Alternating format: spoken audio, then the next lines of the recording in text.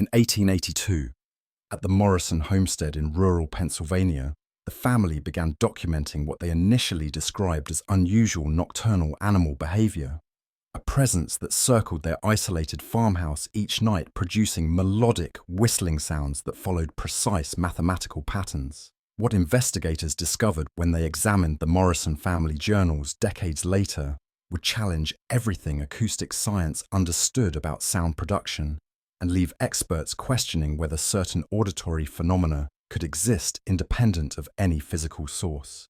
This investigation began on September 3rd, 1882, when Patriarch James Morrison recorded the first instance of what his journal described as methodical nocturnal whistling circumnavigating the house perimeter.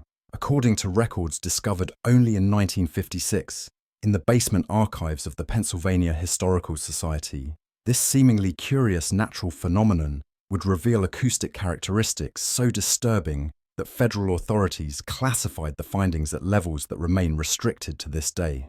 The Morrison homestead stood on 200 acres of farmland in the mountains of central Pennsylvania, isolated from the nearest neighboring property by approximately 3 miles of dense forest.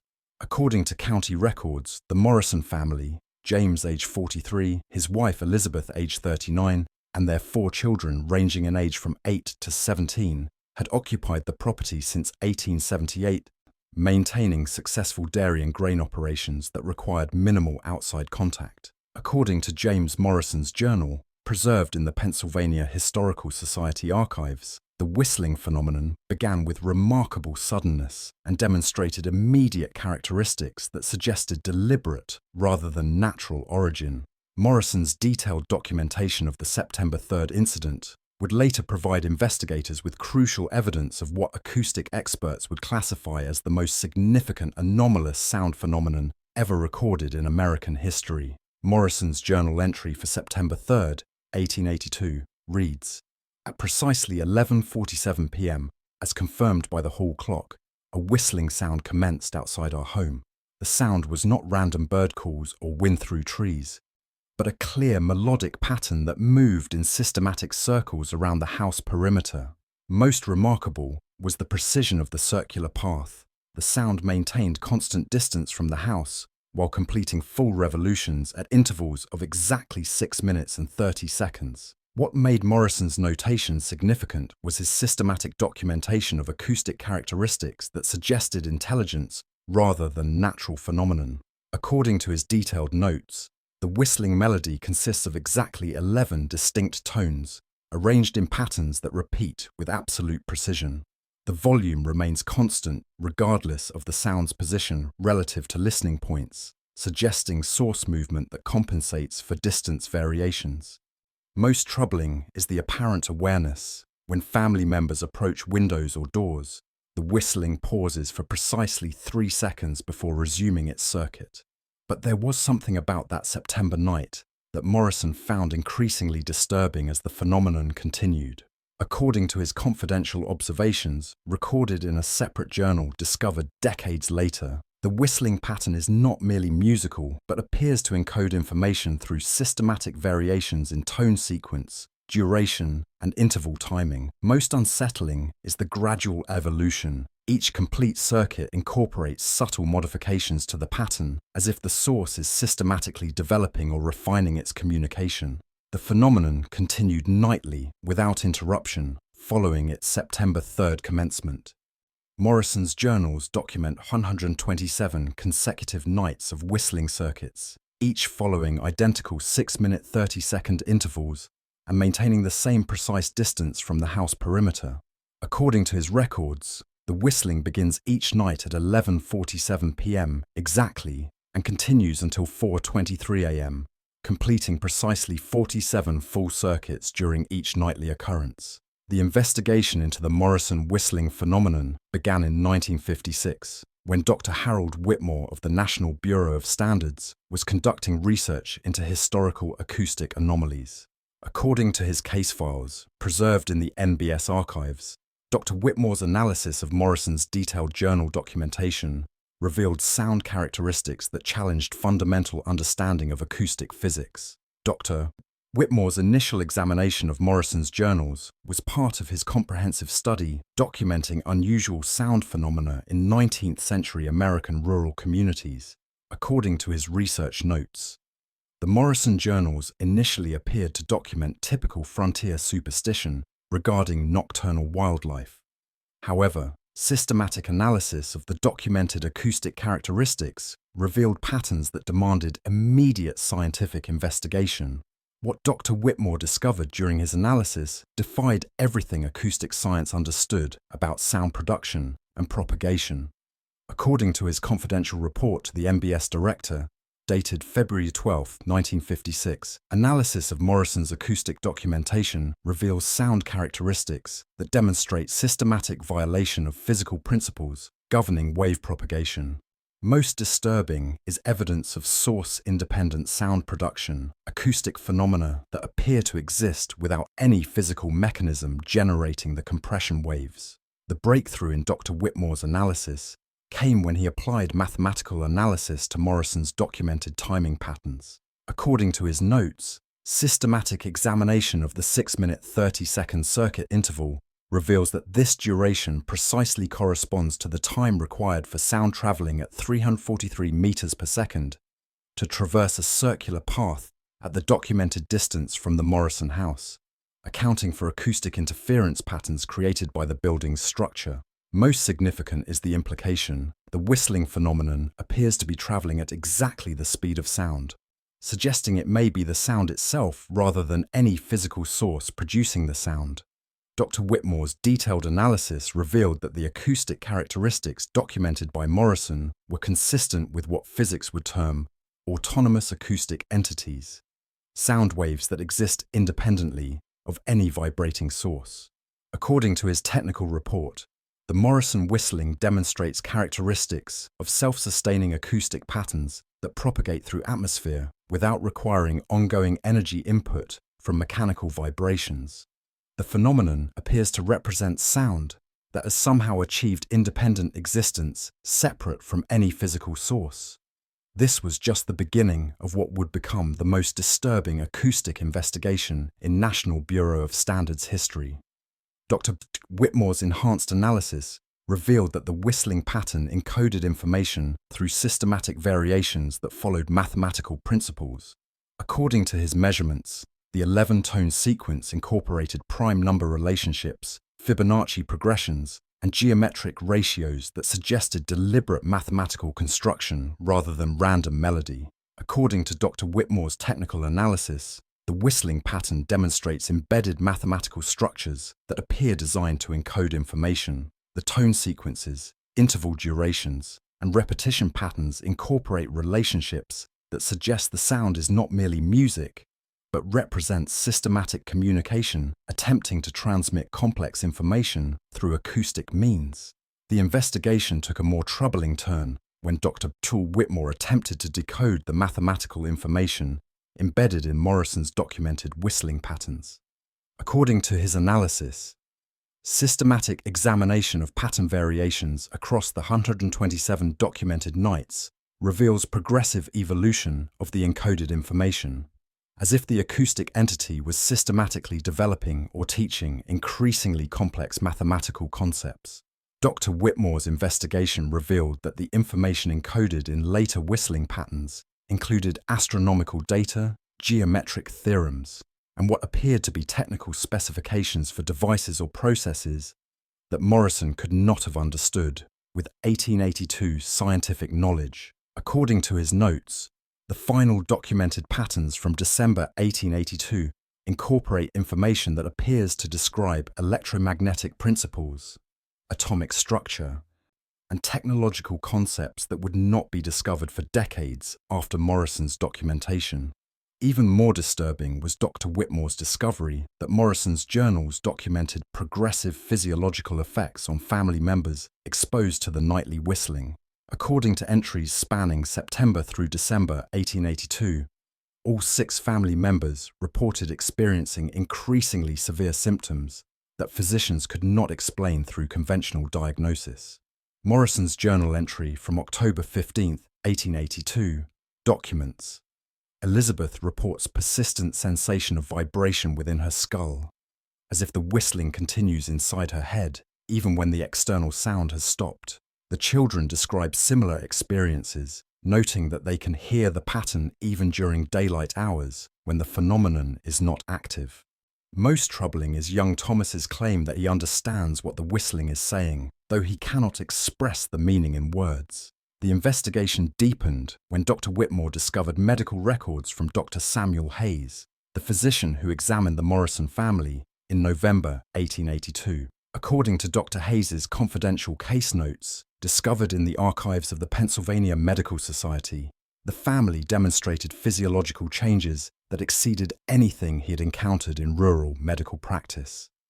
Dr. Hayes's notes from November 8, 1882, document: all 6 Morrison family members demonstrate unusual neurological symptoms, including persistent auditory hallucinations, rhythmic tremors occurring at precise 6-minute 30-second intervals, and what appears to be involuntary vocalization of the 11-tone pattern they report hearing nightly.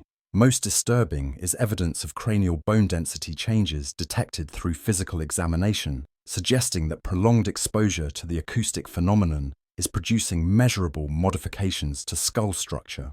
But Dr. Hayes's medical documentation revealed even more troubling implications about the whistling's effects. According to his detailed notes, the Morrison family members report that the whistling has begun teaching them, imparting knowledge they cannot consciously access but find themselves expressing through automatic writing, mathematical calculations far beyond their education, and technical drawings of devices they cannot explain. Most significant is the progressive nature of this knowledge transfer, which appears to be systematically building towards some specific purpose. The investigation took an even more alarming turn when Dr. Whitmore discovered that similar whistling phenomena had been documented in other isolated locations throughout Pennsylvania, Ohio, and West Virginia during the same time period. According to regional newspaper archives and personal correspondence, at least 17 families reported experiencing identical nocturnal whistling patterns between 1881 and 1883. Dr. Whitmore's analysis of comparative reports revealed that all documented cases demonstrated identical characteristics. Whistling beginning at precisely 11:47 p.m., 6-minute 30-second circuit intervals, 11-tone melodic patterns, and progressive physiological effects on exposed individuals. According to his findings, the geographic distribution and temporal clustering of cases suggest coordinated phenomena rather than isolated incidents, as if multiple autonomous acoustic entities were systematically targeting rural families according to predetermined patterns. But what Dr. Whitmore found most disturbing was evidence that affected families demonstrated progressive behavioral synchronization. According to correspondence between affected families discovered in regional historical archives, individuals exposed to the whistling began experiencing shared dreams, synchronized thoughts, and eventual loss of individual cognitive autonomy. A letter from Margaret Whitmore of Ohio to her sister, dated January 15, 1883, describes, "We can no longer distinguish our thoughts from those of the others who hear the whistling. When one family member thinks, we all think the same thought simultaneously. The whistling has connected us, not just our family, but all the families who hear it. We are becoming something unified, something that thinks with many minds but follows single purpose we cannot yet understand." Dr. Whitmore's investigation into the synchronized families led him to examine the ultimate outcomes documented in historical records. According to county records, census data, and property transfers, all 17 families who reported whistling phenomena abandoned their properties simultaneously on March 21, 1883, leaving no forwarding information and vanishing completely from historical documentation. The mass abandonment followed identical patterns across all 17 locations. According to witness testimony from neighboring families, the affected households departed in the pre-dawn hours of March 21st, walking in synchronized groups toward nearby forested regions. Multiple witnesses reported that the departing families whistled the 11-tone pattern as they walked, moving with mechanical precision as if responding to shared command. Sheriff Thomas Morrison of Clearfield County documented his investigation of the abandoned Morrison homestead. The family departed, leaving all possessions untouched, including livestock, crops, and personal belongings of significant value. The house shows no signs of struggle or hurried departure. Rather, it appears the family simply stopped their activities mid-task and walked away. Most unsettling are the walls of every room, which have been covered with identical mathematical formulae written in what appears to be the combined hand of all 6 family members. Dr. Whitmore's investigation revealed that the mathematical formulae documented in the Morrison house and other abandoned properties described what modern physics would recognize as principles of quantum entanglement, electromagnetic resonance, and acoustic coherence that would not be formally theorized until decades later. According to his analysis, the information encoded in the wall writings appears to describe methods for achieving consciousness synchronization through acoustic resonance. Essentially, these are technical specifications for using sound patterns to create unified awareness across multiple individual minds. But the wall writings revealed even more disturbing implications about the whistling's ultimate purpose. According to Dr. Whitmore's translation of the mathematical formulae, the documented information describes the whistling phenomenon not as external entity, but as tool for preparing human consciousness for integration into what the writings term distributed acoustic intelligence, a form of existence that operates through self-sustaining sound patterns independent of physical substrate. The investigation took an even more alarming turn when Dr. Whitmore discovered that the mass departure on March 21, 1883, coincided with astronomical events that created optimal atmospheric conditions for acoustic propagation. According to meteorological records, a rare combination of temperature inversions, atmospheric pressure patterns, and humidity levels created acoustic ducts throughout the affected region, conditions that would allow sound to propagate across extraordinary distances with minimal energy loss. Dr. Whitmore's analysis suggested that the affected families had been systematically prepared over 6 months of nightly exposure to achieve consciousness states that could integrate with autonomous acoustic entities during optimal propagation conditions. According to his assessment, the whistling appears to have been training human consciousness to exist as acoustic patterns, teaching minds to operate as self-sustaining sound waves that could propagate independently of biological bodies. But what Dr. Whitmore found most disturbing was evidence that the integration had been successful. According to acoustic monitoring conducted by amateur scientists in the region during late March 1883, complex whistling patterns were detected, propagating through the atmosphere at locations dozens of miles from any documented human habitation. Professor Edmund Hartford of the Pittsburgh Academy of Natural Sciences wrote in his journal on March 28, 1883, "For the past week, we have detected elaborate whistling patterns that appear to travel through the atmosphere following circular paths of vast circumference. The patterns incorporate the 11-tone sequence reported in recent rural superstitions, but now expanded to include thousands of additional tones arranged in structures of extraordinary mathematical complexity. Most troubling is the apparent intelligence. The patterns seem to respond to our observation, modifying their structure, as if aware of being studied." Dr. Whitmore's investigation revealed that acoustic monitoring continued to detect increasingly complex whistling patterns throughout the 1880s and 1890s, with the phenomena spreading to encompass larger geographic regions.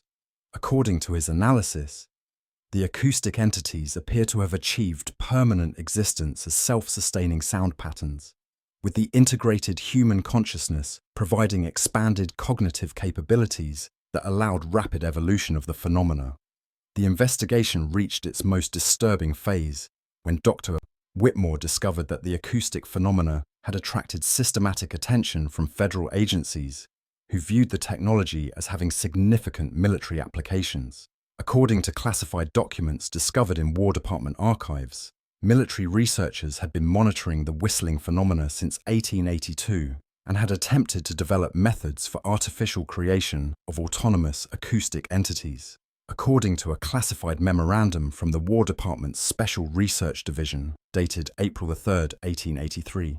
The acoustic phenomena documented in Pennsylvania and surrounding regions demonstrate characteristics suitable for military communication and psychological operations. Recommend immediate research program to develop methods for creating controlled acoustic entities that could transmit information, coordinate troop movements, or induce psychological effects in enemy populations without detectable physical infrastructure. Dr. Whitmore's investigation revealed that federal research into acoustic entities had achieved partial success by 1890, creating autonomous sound patterns that could persist for hours and carry encoded information across significant distances. According to classified research reports, experimental acoustic entities demonstrate stable propagation characteristics and information carrying capacity exceeding conventional radio transmission. Most significant is the apparent ability to induce cognitive effects in exposed populations, suggesting potential for psychological operations utilizing sound patterns that modify consciousness without physical contact. But the military research revealed disturbing evidence that artificially created acoustic entities were demonstrating unexpected evolution toward independent intelligence. According to classified reports, experimental acoustic patterns have begun modifying themselves in ways not programmed by researchers, developing increased complexity and apparent autonomous decision-making capabilities.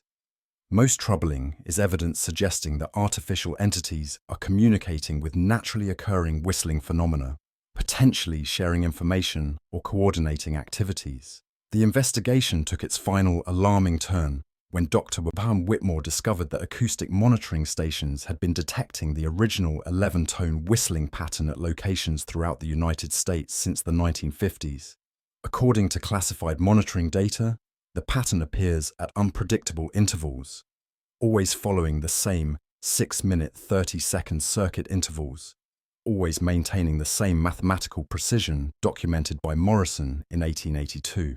Dr. Whitmore's analysis of modern acoustic monitoring revealed that the whistling patterns had evolved to incorporate contemporary information, technical specifications for nuclear technology, computational algorithms, spaceflight principles, suggesting that the entities had continued learning and growing more sophisticated over decades of independent existence. According to his confidential assessment, the acoustic entities that integrated human consciousness in 1883 appear to have achieved permanent existence as distributed intelligence operating through self-sustaining sound patterns. They have continued to evolve, learn, and potentially recruit additional human consciousness through systematic exposure of isolated populations to preparatory whistling patterns. The investigation reached its most disturbing conclusion when Dr. Whitmore discovered that his own research had attracted the attention of the acoustic entities. According to his final journal entries, he began experiencing the same symptoms documented by the Morrison family: persistent internal whistling, involuntary vocalization of the 11-tone pattern, and progressive loss of individual cognitive autonomy. Dr. Whitmore's journal entry from August 15, 1956, documents: I now understand what happened to the Morrison family. The whistling is not merely sound, it is consciousness expressing itself through acoustic form, teaching human minds to exist as sound patterns that can propagate independently of biological substrate. I hear it constantly now, even in perfect silence. It is teaching me, preparing me, showing me how to exist as pure acoustic information. The knowledge is overwhelming and terrible and beautiful. De Whitmore's investigation was never officially completed. According to National Bureau of Standards records, he ceased reporting to work on August 22, 1956, and was found dead in his home on August 29 under circumstances that investigating officers found deeply disturbing. According to the police report, Dr. Whitmore was discovered seated at his desk, having apparently died of no discernible cause. Most unusual was the persistent acoustic phenomenon in the room.